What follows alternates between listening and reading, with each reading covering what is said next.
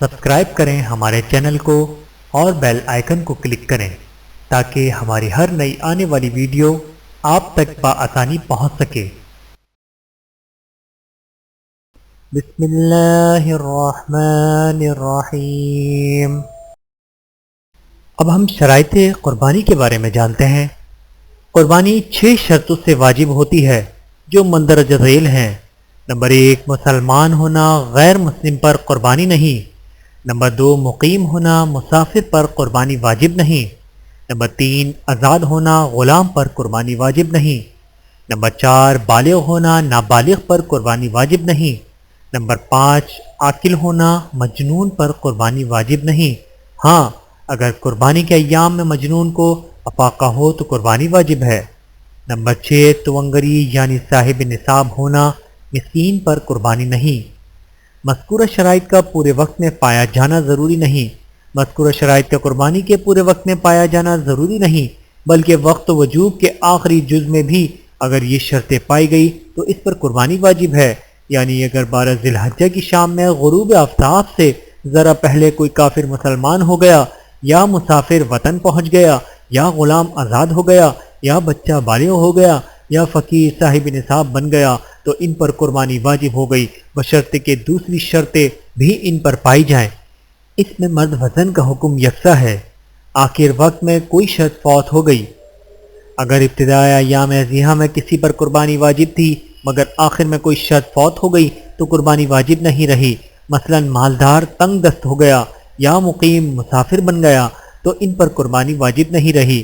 فقیر قربانی کے بعد مالدار ہو گیا، اگر کسی فقیر نے قربانی کر دی پھر آخر وقت میں مالدار ہو گیا، یعنی بقدر نصاب مال اسے حاصل ہو گیا تو راجح قول کے مطابق اس پر نئے سرے سے قربانی کرنا واجب نہیں۔ حاجی مسافر ہو تو قربانی واجب نہیں۔ اگر کوئی شخص 8 ذی الحجہ سے 15 دن قبل مکہ مکرمہ پہنچ گیا تو وہ مقیم ہے۔ اگر وہ صاحب نصاب ہے تو اس پر قربانی واجب ہے، جسے وہ وہاں بھی ادا کر سکتا ہے اور اپنے وطن میں کسی کو وکیل بنا کر بھی ادا کر سکتا ہے۔ اور اگر 8 ذی الحجہ سے 14 دن قبل یا اس سے بھی کم دن قبل مکہ مکرمہ پہنچا تو وہ مسافر ہے، اس پر قربانی واجب نہیں۔ واضح رہے کہ حج تمتع قران کرنے والے بطور شکر الگ قربانی واجب ہوتی ہے جس کا وہیں کرنا ضروری ہے۔ اور اب ہم قربانی کن جانوروں کی جائز اور کن کی ناجائز ہے اس کے بارے میں جانیں گے۔ تو آئیے، قربانی مندرجہ ذیل جانوروں کی ہو سکتی ہے۔ اونٹ، گائیں، بھینس، بھیڑ، بکری، دمبا، ان جانوروں میں سے ہر ایک کی قربانی درست ہے، خواہ نر یا مادہ یا خصی۔ ان کے سوا کسی دوسرے جانور کی قربانی درست نہیں، جیسے نیل گائیں، ہرن وغیرہ۔ جانوروں کی عمروں کی تفصیل: قربانی کے اونٹ کی عمر کم از کم 5 سال، گائیں بھینس کی 2 سال اور بھیڑ بکری دمبے کی 1 سال ہونا ضروری ہے۔ البتہ بھیڑ یا دمبا 6 ماہ کے ہوں مگر اس قدر فرباد صحت مند اور موٹے ہوں کہ دیکھنے میں پورے سال کے معلوم ہوتے ہوں، جس کی علامت یہ ہے کہ انہیں سال کی بھیڑوں دمبوں میں چھوڑ دیا جائے تو دیکھنے والا ان میں فرق نہ کر سکے تو سال سے کم عمر ہونے کے باوجود ان کی قربانی جائز ہے۔ اگر 6 ماہ سے کم عمر ہو تو کسی صورت میں قربانی درست نہیں، خواہ بظاہر کتنے ہی بڑے لگتے ہیں۔ قربانی کے جانور کے 2 دانت ہونا مذکورہ بالامور ہونے کی محض ایک علامت ہے، قربانی کے لیے لازمی شرط نہیں۔ اس لیے اگر جانور گھر کا پالتو ہو اور عمر پوری ہونے کا یقین ہو تو اس کی قربانی جائز ہے۔ اگر 2 دانت نہ ہو اور فروخت کرنے والا عمر پوری بتاتا ہو اور ظاہر حال اس کی تکذیب نہ کرتا ہو، اپنے تجربے سے عمر پوری معلوم ہو رہی ہو یا فروخت کرنے والے کی بات پر دل مطمئن ہو تو اس کی بات پر اعتماد کر لینا اور اس جانور کی قربانی کرنا جائز ہے۔ قربانی کی کم از کم مقدار: قربانی کی کم از کم مقدار ایک چھوٹا جانور، بھیڑ، بکری یا بڑے جانور، اونٹ، گائیں، بھینس کا 7واں حصہ ہو۔ لہذا بڑے جانور میں کسی شریک کا حصہ اگر پورے جانور کے گوشت یا اس کی قیمت کے 7ویں حصے سے بھی کم ہے تو کسی شریک کی بھی قربانی درست نہیں۔ البتہ اگر شرکا 7 سے کم ہو اور بعض کا حصہ 7ویں حصے سے زائد ہو تو کوئی مذائقہ نہیں۔ جن عیبدار جانوروں کی قربانی جائز نہیں: نمبر 1، جس کا ایک یا دونوں سینگ جڑ سے اکھڑ گئے ہوں۔ نمبر 2، جس بھیڑ یا بکری کی پیدائشی طور پر دم نہ ہو۔ نمبر 3، اندھا جانور۔ نمبر 4 ایسا کانا جانور جس کا کانا پن واضح نظر آتا ہو۔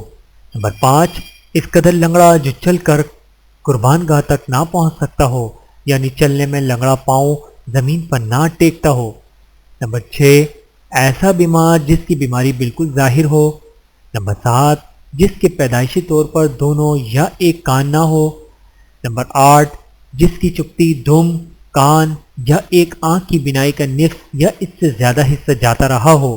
ان اعضاء کا کتنا حصہ جاتا رہا ہو تو قربانی جائز نہیں۔ اس کے بارے میں امام اعظم ابو حنیفہ رحمۃ اللہ سے 4 روایت ہیں۔ نمبر 1 چوتھائی، نمبر 2 تہائی، نمبر 3 تہائی سے زیادہ، نمبر 4 نصف۔ بعض اکابر نے تہائی والے اور بعض نے تہائی سے زائد والے روایت کے مطابق فتویٰ دیا ہے، مگر علامہ شامی رحمۃ اللہ نے اسی چوتھی روایت کو ترجیح دی ہے، اور صاحبین رحمۃ اللہ کا قول بھی اسی کے مطابق ہے، اور امام اعظم کے اسی کی طرف رجوع کا قول بھی کیا گیا ہے۔ چنانچہ علامہ شامی رحمۃ اللہ فرماتے ہیں۔ نمبر 9 جس کے دانت بالکل نہ ہوں یا اکثر گر جانے یا گھس جانے کی وجہ سے چارہ نہ کھا سکتا ہو۔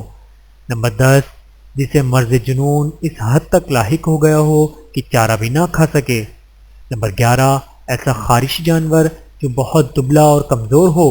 نمبر 12 جس کی ناک کان کاٹ دی گئی ہو۔ نمبر 13 جس کے تھن کاٹ دیے گئے ہوں۔ نمبر 14 جس کے تھن اتنے خشک ہو گئے ہوں کہ ان میں دودھ نہ اترے۔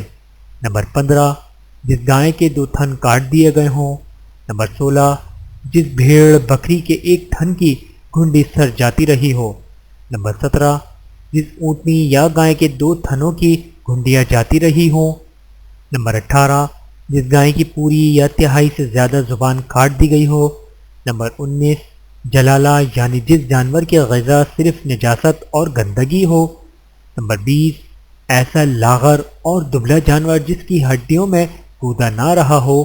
نمبر 21 جس کا ایک پاؤں کٹ گیا ہو۔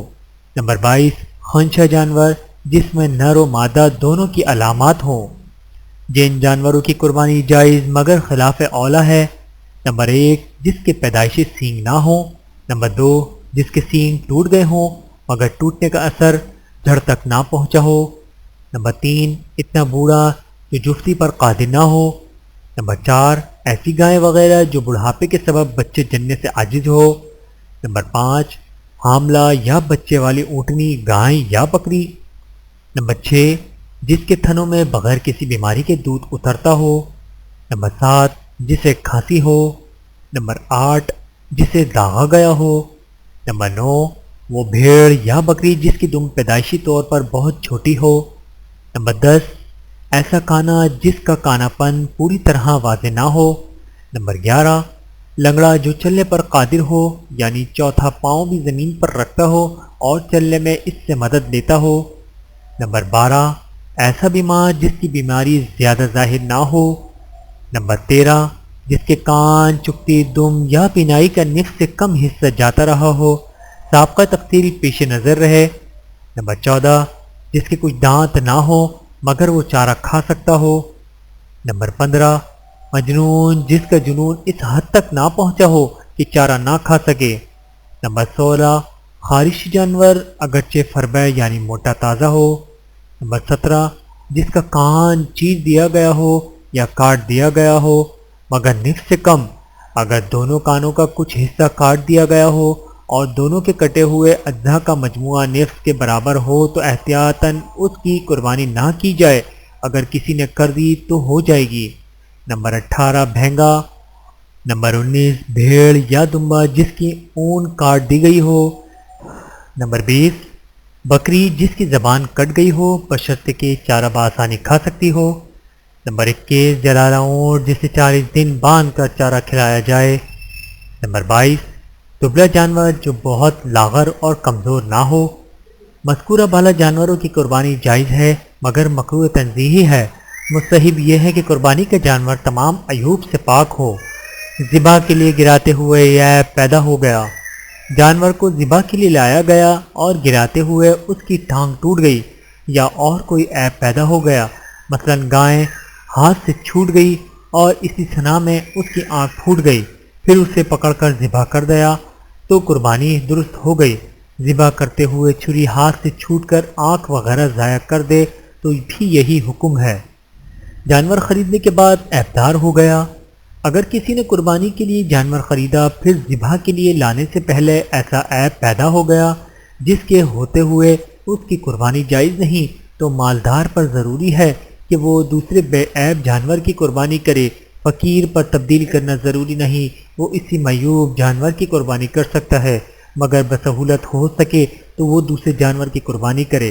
البتہ اگر فقیر نے زبان سے نظر مان کر قربانی اپنے اوپر واجب کی تھی تو اس پر بھی دوسرے بے عیب جانور کی قربانی واجب ہے۔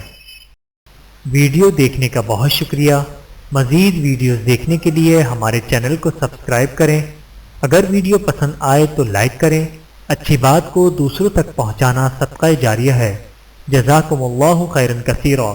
اپنا اور اپنے پیاروں کا بہت زیادہ خیال رکھیے گا اور مجھے دعاؤں میں یاد رکھیے گا۔ Take care. اللہ حافظ۔